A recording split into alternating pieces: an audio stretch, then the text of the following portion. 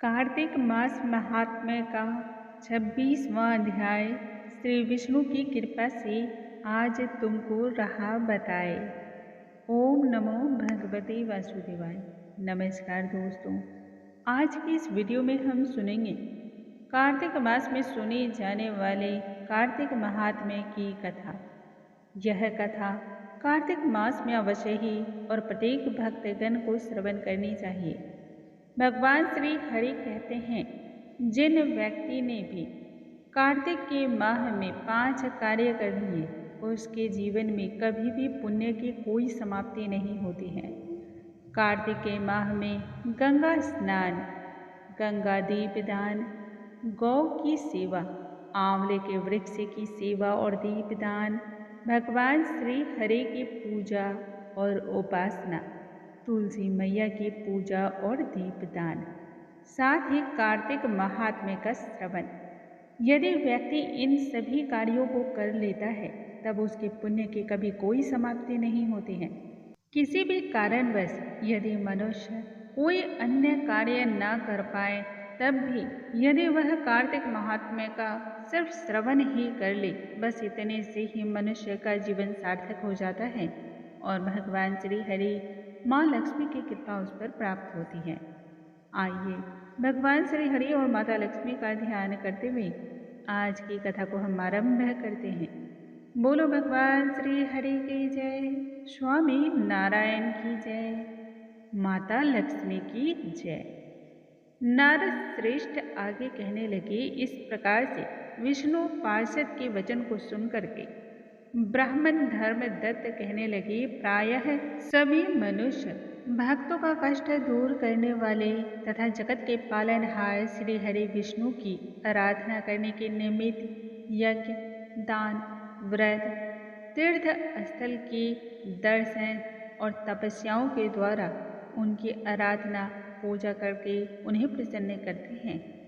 उन समस्त साधनाओं में ऐसा कौन सा सरल साधन है जो भगवान विष्णु की प्रसन्नता को बढ़ाने वाला है तथा ऐसा करने से उनका सामीप्य प्राप्त होता है।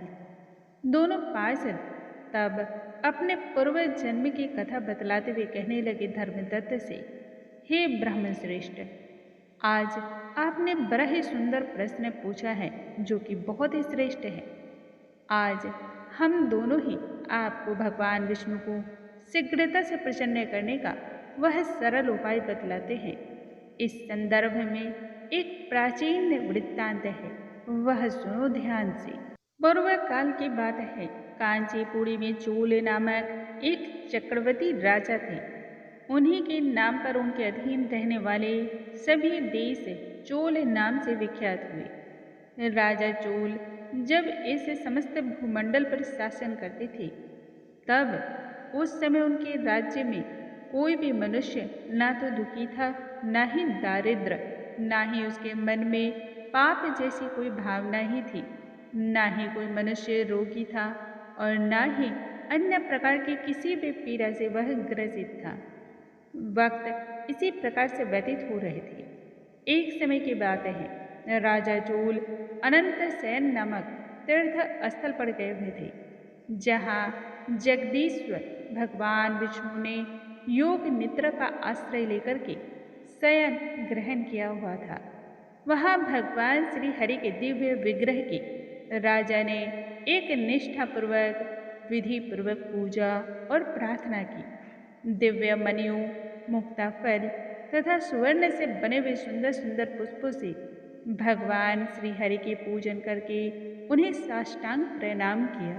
भगवान श्री हरि को प्रणाम करने के बाद राजा ज्यों ही बैठे, उसी समय उनकी दृष्टि भगवान के पास आते हुए एक ब्राह्मण पर जा पड़ी, जो कि उन्हीं की कांची नगरी की निवासी थी।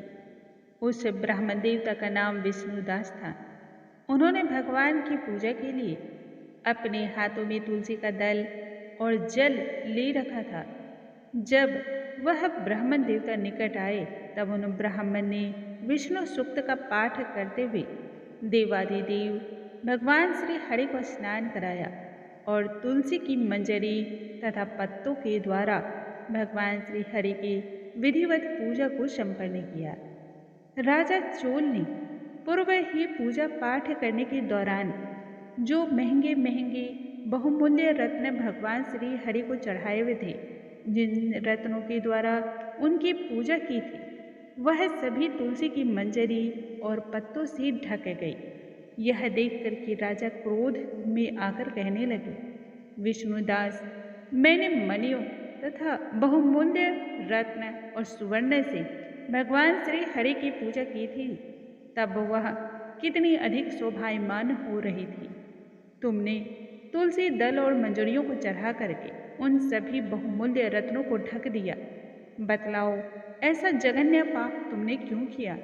मुझे तो ऐसा जान पड़ता है कि तुम दरिद्र और गंवार हो। भगवान विष्णु की भक्ति को भला तुम क्या जानोगे? तुम्हें तो इसके बारे में कुछ भी पता नहीं है।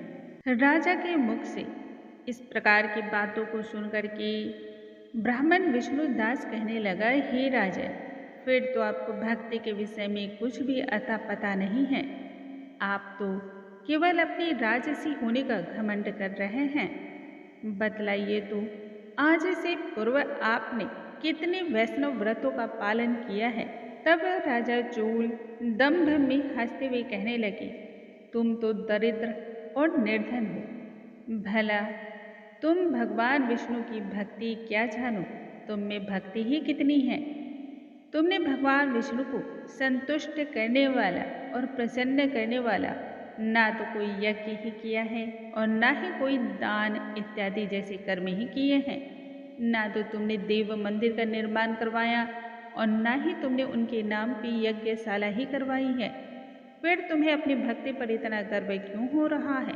राजा चोल ने तभी सभी ब्राह्मणों को सामने रखकर यह भी कहा कि आज मेरा प्रण है।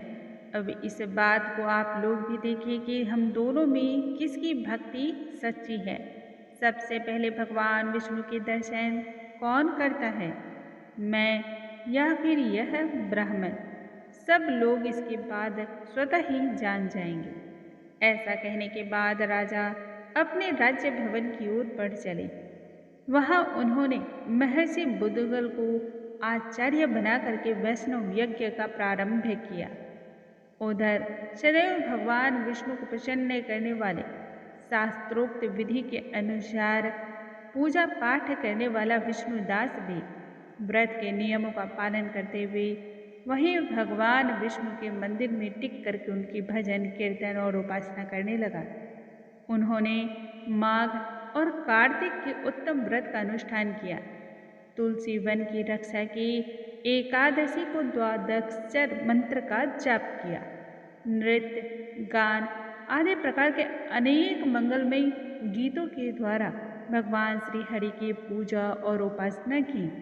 वे प्रतिदिन चलते फिरते, उठते बैठते, सोते जागते, हर समय भगवान श्री हरि के नामों का ही स्मरण किया करते थे।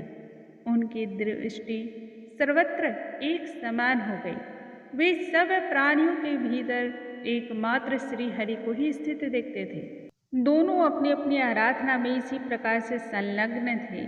दोनों ही अपने अपने व्रत को लेकर के स्थिर थे और अपनी संपूर्ण इंद्रियां तथा समस्त कर्म भगवान विष्णु को वह समर्पित कर चुके थे।